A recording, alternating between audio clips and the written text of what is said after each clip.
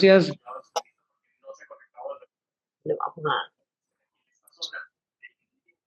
Buenas noches a todos, bienvenidos a nuestro estudio del libro La Deidad, el Cosmos y el Hombre de Geoffrey Parton. Continuamos el capítulo 4, la jerarquía de seres. La semana pasada mencionábamos que la palabra jerarquía proviene del griego y se compone de dos elementos, sagrado o santo, y principio o origen, mando o autoridad, por lo que literalmente significa gobierno sagrado, o sea, orden de principios sagrados o autoridad fundada en lo sagrado. Es decir, es un orden sagrado. En el orden metafísico implica la mediación entre lo divino y lo humano, pero no como una pirámide de poder, sino como una gradación de conciencia, funciones y responsabilidades. Implica, por supuesto, un orden natural, continuidad, mediación y participación de un principio superior como regente. Los tres reinos de forma que preceden al humano en el mundo físico son el mineral, vegetal y animal. De manera similar, hay tres grupos de entidades poshumanas: Dianichohanes, señores de la luz, definidos como las inteligencias divinas encargadas de la supervisión del cosmos. Esto nos lo dice el glosario teosófico. HPV señala que ellos corresponden a los arcángeles reconocidos en el sistema católico. Cada uno de estos tres grupos tiene su lugar particular en la estructura jerárquica y su función particular.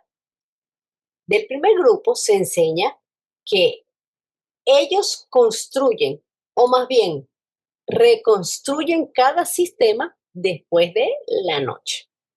El segundo grupo de constructores es exclusivamente el arquitecto de nuestra cadena planetaria. Y el tercero, el progenitor de la humanidad, el prototipo macrocósmico del microcósmico. Esto nos lo dice la doctrina secreta, el tomo 1. Cuando Blavatsky está describiendo a estos tres grupos de Dianichohanes en relación con la creación y la evolución en los sistemas y la humanidad, está explicando los vastos ciclos cósmicos de manifestación y reposo, o sea, de Manvantara y Pralaya, y el rol que tienen estas inteligencias divinas en cada etapa. Cada uno de estos grupos de tres está a su vez subdividido en 7 subgrupos. Esto nos lo dice también Blavatsky en el tomo 1 de la doctrina secreta, en la estancia número 5. Y así sucesivamente, porque recordemos que siempre hay una matriz de 7. Entonces, estos de Ancho Hans preparan a la siguiente cadena. ¿En qué aspecto? Aquí nos está presentando una visión coherente de cómo los Dianchohan en diferentes niveles y con funciones específicas actúan como agentes de la ley cósmica, guiando la evolución desde los planos más sutiles y arquetípicos hasta la manifestación consciente y en particular hasta el desarrollo de la humanidad tal como nosotros la conocemos. Y esta complejidad de estos procesos subraya la inmensa capacidad del plan evolutivo. Entonces, así como los arcángeles que nos habla aquí son vistos como los principales mensajeros y ejecutores de la voluntad divina en el cristianismo, los Dianchohan son los agentes del logo en la construcción y guía del universo. Entonces nos está hablando de 3 grupos, ¿verdad? Al primero, que cada uno con una función en particular. Al primer grupo dice que ellos construyen. Entiendo yo, lo veo de esta manera, que este primer grupo de constructores, más bien como dice, reconstructores de cada sistema después de la noche, son los Dianchohan más elevados.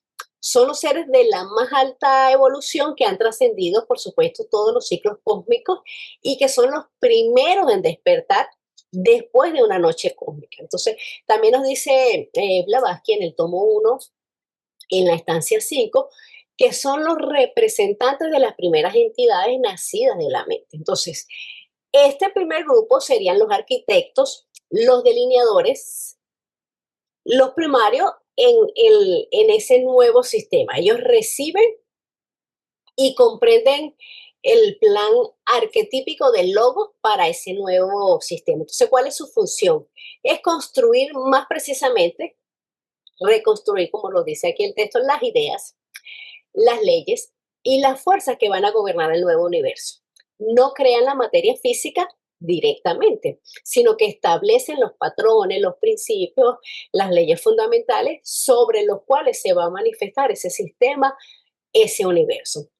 Entonces son los que van a dar ese impulso inicial y establecen el molde, ese molde como etéreo y sutil del universo que está en formación. Entonces, ellos son los directores de los dianchos A inferiores. Ahora, el segundo grupo que nos habla, que son los constructores, está formado por los dianchos A que han alcanzado un nivel de evolución que les permite dirigir una cadena planetaria.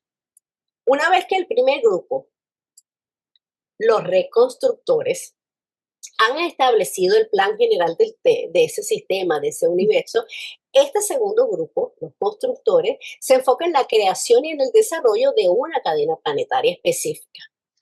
Es decir, que una cadena planetaria en el ciclo de globos a través de los cuales evoluciona la vida, que son los 7 globos que vemos por ahí en varios diagramas. Entonces, ellos serían los ingenieros, los modeladores de esas formas fundamentales para esos globos, para esas rondas de una cadena en específica. Trabajan con los elementos sutiles para preparar los vehículos para la evolución futura. Entonces entiendo yo que comprenden o está integrado por un nivel intermedio de Dian-Chu-Han, cuya esfera de acción, pues, es, como lo dice aquí, más específica. Es una cadena planetaria. Pero aún, pues, inmensamente superior, muchísimo a lo que nosotros podemos concebir con nuestra conciencia humana. El tercer y último grupo que dice el progenitor de la humanidad se refiere a los Dian-Chu-Han que están más directamente relacionados con la humanidad y con la vida en la Tierra. Ellos serían los progenitores de la forma humana, los dadores de la mente, los dadores de la conciencia, y corresponden más directamente o están más vinculados a la evolución de la conciencia y de la forma humana en nuestro planeta. Son los progenitores, como dice aquí, de la humanidad, el prototipo macrocósmico del microcósmico. Entonces creo que esta frase es clave porque significa que este grupo tercero de Dian-Chu-Han en su totalidad representa el arquetipo divino del ser humano universal. El hombre, que es el microcosmos, es una réplica pequeña del universo, del macrocosmos y de las jerarquías divinas que los van a construir. Entonces, estos Dian-Chu-Han de tercer grupo son el modelo superior que la humanidad debe llegar a ser. Entonces, el hombre tiene dentro de sí ese potencial para convertirse en un Dian-Chu-Han y, por supuesto, ciclos futuros, Manvantara y muchísimo tiempo, eones de tiempo. Ese progenitor de la humanidad también sería de todas las razas, de cada una de las razas, ¿o sí, cómo sería? De todas las razas. O sea, es progenitor de la humanidad como tal, género humano, no importa la raza. En cada raza tienen una labor de construir a esa siguiente raza y darle los rasgos características de cada una, ¿no? Entonces hay un primer progenitor y cada raza va interviniendo un progenitor para formar las características de cada raza. Acuérdate que cada raza ha sido diferente, ¿no? Entonces cada jerarquía va trabajando para formar la subsiguiente raza y cada raza ha sido diferente para evolucionar dentro de ella misma y formar la siguiente, pero bajo la dirección de una jerarquía. En ese caso sería un Manú, que es una gradación también de esa jerarquía, porque entonces hay dos Manús cuando van a regir a una raza, uno que está entrando y una saliendo. El Manú de la raza. Exacto, el Manú de la raza. Semilla. Para acá Manvantara es el Manvantara de ahora, por eso se llama Vaisvalvata. No solo de la quinta raza, sino del Manvantara, por eso se llama Manú. De la ronda. De la de la ronda. ronda, De la eso, ronda. correcto, correcto. El Manú es el arquetipo viviente y el legislador oculto de una humanidad. Entonces es el que va a regir a esa, va a Es que ayudar, va a fijar la ley kármica, va a ser el guía en su desarrollo, no como un rey, no como un dios. son jerarquías, En la todo. historia de la formación y evolución del hombre, tal como es dada en la doctrina secreta, se usan varios términos para designar a las categorías de seres no físicos que toman parte del proceso. Algunos realizan un papel directivo y otros, en cambio, ejecutan las órdenes de sus superiores. Este no es el lugar para entrar en mayores detalles, pero debe mencionarse un grupo en particular que tiene un papel muy claro en relación al hombre. Estos son los lipicas, los registradores o escribanos, de los cuales se dice que ellos imprimen en las tabletas, para nosotros, invisibles de la luz astral, la gran galería de imágenes de la eternidad, un fiel registro de todo acto e incluso pensamiento del hombre, de todo lo que fue, es o alguna vez será en el universo fenoménico. Y eso nos lo dice la doctrina secreta en el tomo 1. La tradición de un ángel que escribe en un libro de oro no es un mito hueco, sino el recuerdo fragmentario del conocimiento antiguo expresado en el marco de una religión en particular. El nombre Lípica, nos dice Blavatsky, que viene del sánscrito lipi, que significa escritura, inscripción, registro. Entonces, ¿qué son? Son los escribas cósmicos que registran las causas puestas en movimiento. Además, también imprimen las consecuencias, determinando el campo de manifestación de esos efectos. Los lípicas realmente no son seres míticos ni alegóricos en ese sentido superficial, sino son principios cósmicos inteligentes ligados a la ley, ligados al karma, ligados a la memoria universal. Dice Blavatsky que ellos pertenecen a la parte más oculta de cosmogénesis. Eso lo podemos ampliar en la estancia 5 del tomo 1. Los lípicas también son los que se encargan de fijar los límites kármicos de cada ciclo, de cada persona, y marcan la frontera entre lo que está condicionado, es decir, la manifestación, y lo que está incondicionado o para branda.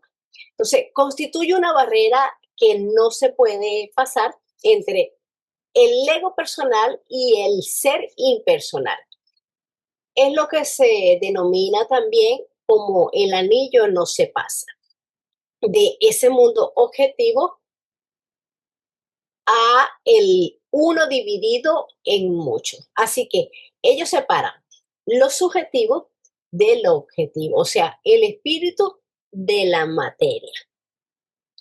Ese anillo no se pasa, se cruza cuando el hombre se libera de los lazos de la ignorancia y cuando reconoce la no separatividad del ego.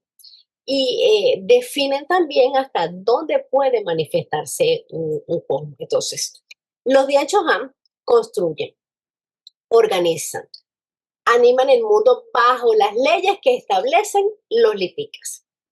Ellos son los que desde la mente universal, en su estado pasivo, proyectan a la objetividad el plan ideal del universo, sobre el cual los constructores o el primer grupo de Dianchos o reconstructores son los que van valga la redundancia, a reconstruir el cosmos, el universo, después de cada pralaya. Por supuesto que están íntimamente ligada a la cacha, porque ellos inscriben en él, leen en él y lo hacen operativo en el ciclo de las manifestaciones.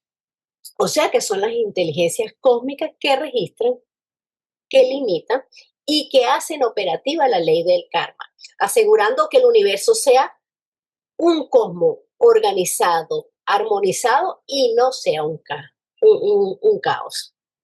Son los principios de ley, de justicia, que van a regir a toda la manifestación completamente y que aseguran la infalibilidad del karma, asegurando, por supuesto, el equilibrio cósmico.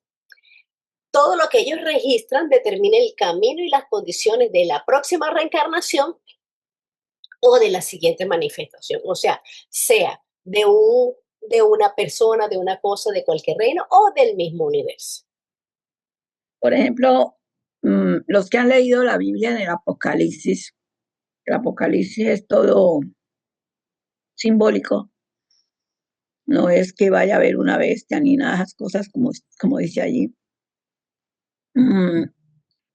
Habla de que cada uno de nosotros tenemos un libro de vida y que en él un ángel escribe. Y ella lo dice aquí, la tradición de un ángel que escribe en un libro de oro no es un mito hueco. O sea, son los lipicas. Ellos son los registradores de cada movimiento dado por el hombre en el sentido karmático, ya sea bueno, regular o malo. Eso queda registrado por ellos, por eso se llaman lipicas, escribientes o registradores. Registran todo el karma y son los que se encargan en cada existencia de colocarnos a cada uno donde nos corresponde para ese karma que toca para esa determinada vida. O sea, el país, la raza, la familia, todo, ¿no? O casi todo. Y está también el dharma, o sea, lo que debemos de hacer para esa vida, para mejorar o lo que sea, porque el karma no es solo pagar, como se dice entre comillas, ¿no? Sino que también hay la parte de que nos toca a nosotros como dharma utilizar en cada vida. Entonces ella por eso dice, no es un mito hueco, lo que pasa es que la religión la colocó de cierta manera, pero eso es lo que pasa, ellos registran todo y lo registran desde el momento mismo en que vamos a empezar la vida interuterina. Pues allí ya empiezan en cierto mes a colocar todos el paquete. Hermanos, yo lo que quería comentar es lo siguiente. A menudo por el papel que juega esta jerarquía o este tipo de energía, pues lo empezamos a asociar como medio antropomórfico, ¿no? Pero en realidad yo entendería, y a lo mejor díganme si estoy equivocada, probablemente sí, que lo que sucede es que durante nuestra vida, de acuerdo a nuestros actos, a nuestros pensamientos, a todo lo que acompaña el desarrollo de cada encarnación, nosotros, por la ley de atracción, atraemos cierto tipo de elementales. Entonces, cuando pasamos al otro plano, de manera inmediata esos elementales que les llamamos, que nos los mandan los lipica, en realidad nos los mandamos nosotros mismos, ¿no? Porque nos los merecemos, son los que no dejamos ir, ya sean buenos o malos, y nos acompañan. A lo mejor lo que yo estoy diciendo es algo muy, muy tonto, pero así me lo imagino, de una manera como con un sentido más, digamos, más general y utilizando para ello la analogía de lo que sería la ley de atracción y repulsión. Gracias. Gracias, mi hermana. Y si realmente ellos son inteligencias cósmicas que se cargan de eso, de registrar y limitar y hacen operativa, por supuesto, la ley del karma, asegurando que todo esté en armonía. Pero en cuanto a lo que dijiste de los elementales, después que desencarnamos, no necesitamos estar desencarnados. De hecho, aquí el plano físico es donde es el plano de la experiencia, el plano de las causas. Cuando desencarnamos, pasamos al plano de los efectos, las consecuencias. Claro, cuando volvemos a retomar en la siguiente encarnación, vamos a tener las consecuencias de las encarnaciones pasadas y van a adherirse a nosotros esos elementales a los cuales nosotros hemos alimentado. ¿Cómo lo hemos alimentado? Dándoles energía. Los elementales es diferente. Ajá. El cuerpo físico, astral, mental, en todos. Ajá. Claro, y justo por eso hemos escuchado de manera reiterada en varias pláticas y por algunos hermanos que se dice la importancia del tipo de pensamientos con los que nos vamos cuando morimos, ¿no? Justamente, no quiere decir que se borre todos los actos negativos porque ya lo llevamos en nuestra memoria, pero básicamente tenemos ahí el asunto de de que los últimos pensamientos son muy trascendentes para nuestra siguiente encarnación, ¿no? Gracias. Así es, pero lo importante de esos pensamientos es que no es tan fácil ni tan sencillo como que yo me programo y cuando voy a desencarnar o ya me voy a morir, yo voy a pensar solamente cosas buenas, cosas buenas, cosas buenas y ese es el último pensamiento que me voy a llevar. No funciona así. El último pensamiento que nosotros nos vamos a llevar está en sincronía, en resonancia a cómo nosotros hemos vivido nuestra vida. Si hemos sido un desastre, desarmonía, vicio, etcétera, etcétera, etcétera, nuestro pensamiento va a estar enfocado en esas vibraciones que nosotros tenemos. No es que nosotros tenemos una vida vuelta a un desastre y yo después cuando me voy a morir pienso en amor, en fraternidad y ese fue mi último pensamiento. No, es un pensamiento inconsciente. Inconsciente porque no lo podemos controlar. Es lo que somos. Es el verdadero ser, lo que realmente hemos sido durante toda esa vida. Lo que sí es importante es estar en paz y tranquilidad y serenidad mientras mientras llegue ese pensamiento que nosotros no lo podemos controlar con nuestra mente concreta, porque es algo de resonancia, de vibración. Entonces, no es tan sencillo como sí influye la paz y la serenidad con que nosotros lo abordemos. A ver, Mari, yo le diría que cuando se llama lipicas y registradores, los que estamos registrando, en realidad, como dices tú, sí somos nosotros, los que registramos lo bueno, lo malo, lo regular, cada día, con pensamientos y con acciones. Pero como eso queda registrado en el ACAS, o memoria de la naturaleza, que también se le hace nombre, entonces ellos de allí agarran lo que a ti te corresponde o a mí me corresponde para esa vida que voy a iniciar. Cuando ya la madre es fecundada por el esposo, digámoslo así, allí empieza un misterio muy grande y ellos empiezan a ver cuánto te toca. Uno nace por grupos. ¿Por qué nace por grupos? Porque uno ha formado grupos buenos, regulares o malos en una existencia. Acerca de la persona que se limpia de la droga, que cómo le iba al otro lado, bueno, él va a tener su problema en el cama loca, como todos nosotros, la mayoría, pero ¿qué pasa? ¿Cuánto tiempo usó droga y cuánto tiempo estuvo limpio? Entonces, se pone en la balanza. Los antiguos egipcios ponían el corazón y una pluma para poder saber cómo iba esa alma al otro lado. Entonces, si él usó 30 años de droga contra 5 o 6 que se mejoró, pues todavía le va a tocar una limpieza un poquito más fuerte.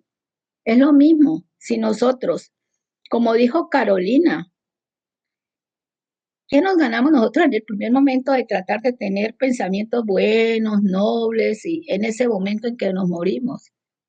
Si el resto de mi vida lo pasé con envidias, con eso, con todas las cosas más tremendas, pues no, y además muchas veces hay personas que, pues los que mueren asientados o mueren con un gran dolor, ¿qué van a poder pensar en cosas buenas? O sea, eso también es un poco tener sentido lógico, ¿no?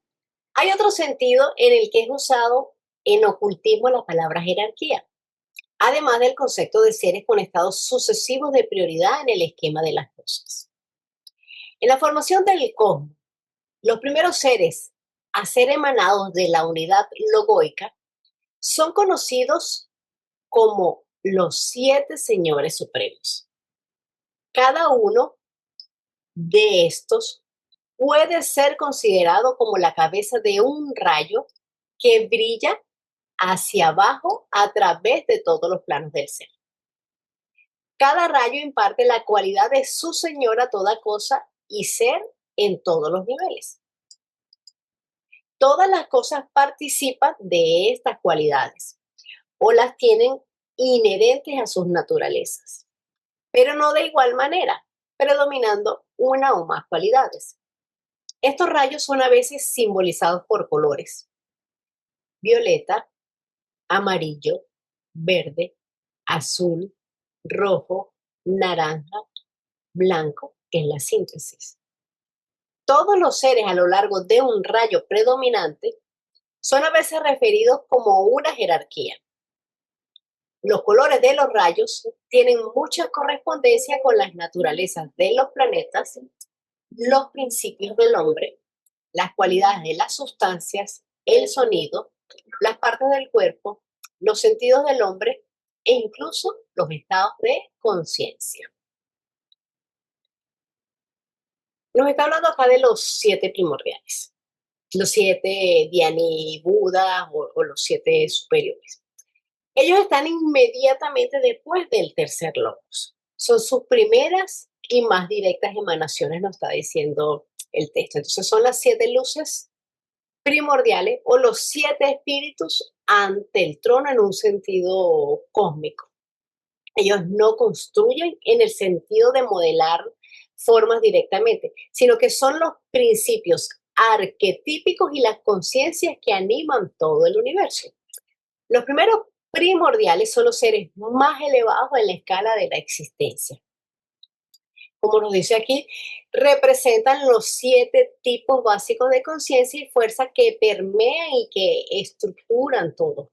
Cada uno de ellos es el regente de un rayo que se manifiesta en absolutamente todas las cosas, desde las jerarquías angelicales hasta los reinos de la naturaleza, las almas humanas, o sea, todo. Cada uno de estos, por supuesto, tiene una jerarquía de 7 Dianchoganes en vertical con su propia línea de evolución y recordemos siempre la matriz de 7 por 7 por 7.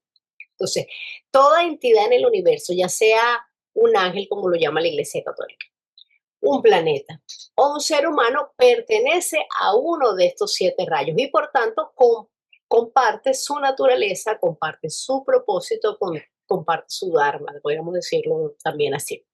Son las fuentes de los rayos y las cualidades divinas que se manifestarán. Entonces, representan esas 7 fuerzas, esos 7 rayos a través de los cuales el logos universal se manifiesta en la creación. En la recreación, porque recordemos que en teosofía no hay creación sino emanación, o sea, algo fue, no es una creación porque nada viene de la nada, disculpe que dije la palabra creación, sino de cómo se manifiesta. Entonces, ellos son los primeros y directos manantiales, emanaciones de esa energía viva. Entonces, ellos pueden encontrarse y reconocerse en todos los planos, en todas las regiones del cosmos manifestado. Entonces, el ocultismo enseña que la humanidad está dividida en 7 distintos grupos. Por supuesto, cada una con sus subdivisiones espirituales, con sus subdivisiones psíquicas, con sus subdivisiones mentales, físicas, etcétera, etcétera. De ahí a que se dice que cada esfera, cada planeta, pues tiene su regente. Por eso se nos habla de solamente 7 planetas sagrados en nuestro sistema solar, etcétera. Entonces, lo más importante que recordemos de los 7 primordiales es que son las fuentes arquetípicas mismas de las que emanan toda la jerarquía y todas las formas de vida. Podríamos decir que ellos son como los pensamientos del logo. Y los Dian Chohan, los que están más abajo, los 3 reinos que comentábamos antes, la clasificación de los reconstructores, constructores y los de la forma humana, son los ejecutores de esos pensamientos. Okay. Hemos terminado entonces el capítulo de la jerarquía, pero lo más importante que nos tenemos que llevar de este capítulo de la jerarquía es la interconexión que existe de toda vida, de absolutamente todo. Y la creencia de que hay un plan evolutivo cósmico que impulsa a todos los seres hacia una mayor conciencia y hacia una unidad con lo divino. Igual nuestra constitución sectenaria está regida por esas 7 jerarquías. No quiere decir que nosotros como tal tengamos esas 7 jerarquías dentro de nosotros, sino que nosotros participamos de la cualidad de esa jerarquía en este plano de actividad. Cada principio humano es una expresión de una jerarquía cósmica. Atma en la jerarquía espiritual, Budi en la jerarquía de la sabiduría y así cada uno. Entonces, todo se va activando a medida que nosotros vamos escalando, vamos ascendiendo. Las primeras encarnaciones de nosotros, pues, vivimos casi que exclusivamente en los planos inferiores, pero ahí vamos ascendiendo. Y no es que aparece algo nuevo, sino que dejamos de bloquearlo. Salomón. La ciencia oculta pone frente al estudiante ciertos hechos de la naturaleza que son desconocidos para la ciencia actual. Hasta que una persona desarrolla dentro de sí misma las facultades necesarias para corroborar la enseñanza, tendrá que tomar estos hechos como hipótesis, los cuales a medida que vea le ayudarán a explicar los fenómenos psíquicos y espiritistas, la percepción extrasensorial y otros aspectos de lo paranormal. Cuando comenzamos a estudiar teosofía, lo primero que se nos dice, o creo que la primera instrucción que se nos da, es que debemos mantener una mente abierta, una mente receptiva, para no menospreciar las ideas que no son como las nuestras o parecidas a las nuestras. Esta enseñanza es la suma de conocimientos acumulados por la investigación y por la experiencia de una serie de adeptos y que se puede llegar a comprobar con facultades internas. Estos conocimientos no son simplemente para que nosotros los creamos porque lo está diciendo aquí un libro o porque yo lo estoy leyendo o porque fulano lo dijo o perencejo lo dijo. Es para, como dice aquí, nos tornemos una hipótesis para que nosotros estudiemos, para que meditemos, analicemos y saquemos nuestras propias conclusiones. Porque no fue que alguien le provocó y le pareció que era así, no. Es un conocimiento que ha sido transmitido por esta serie de adeptos y no quiere decir que un adepto le pareció y lo hizo, no. Cuando un adepto dice algo es porque ya ha sido corroborado por otra serie de adeptos que todos vieron lo mismo. Entonces es no solamente que lo han estudiado, que se lo han explicado, sino que ellos lo han vivido, han tenido la experiencia. Y nosotros estamos invitados también a eso, a vivir la experiencia. Lo que pasa es que todavía no tenemos todas las facultades activas, pero estamos en proceso, ¿verdad? Porque de eso se trata, de que nos preparemos, de que estudiemos y en algún momento las podremos ir comprobando, se nos irá quitando ese velo que nos impide ver las realidades tal como es. También recordemos que a medida que nosotros vamos avanzando, vamos cambiando de jerarquía, vamos cambiando de plano, va cambiando el arquetipo y pues va ampliando ese panorama de lo que estos conocimientos nos prestan o nos muestran o nos están dando. Eso que acabas de decir, Caro, es muy, muy importante y yo creo que muchos de nosotros tenemos eso, ¿no? De que será o no será o cómo es que es tan complejo. Tan interesante, sí, pero tan complejo, pero pues como tú dices, ¿no? Poco a poco iremos elevándonos, aunque sea lentamente, ¿no? Para poder llegar a un grado un poco más arriba. Gracias, Carlos. Exacto, y lo importante es que no lo menospreciemos. Vamos a verlo también con... Aquí trabaja mucho el sentido común, la lógica, la intuición. Y si hay algo que todavía no nos resuena, vamos a dar un ladito por ahí. Después quizás más adelante lo podemos ver desde otro punto de vista, desde otro aspecto. Quizás en esta vida no, pero bueno, estamos sembrando. Con esto vamos a dar por terminada la clase. Les agradezco pues mucho su presencia, sus comentarios, sus aportes. Recuerden que es un grupo de estudio, que todos somos estudiantes, que todos estamos aprendiendo. Es importante todos dar su opinión, su punto de vista, sus preguntas, sus comentarios, porque enriquece.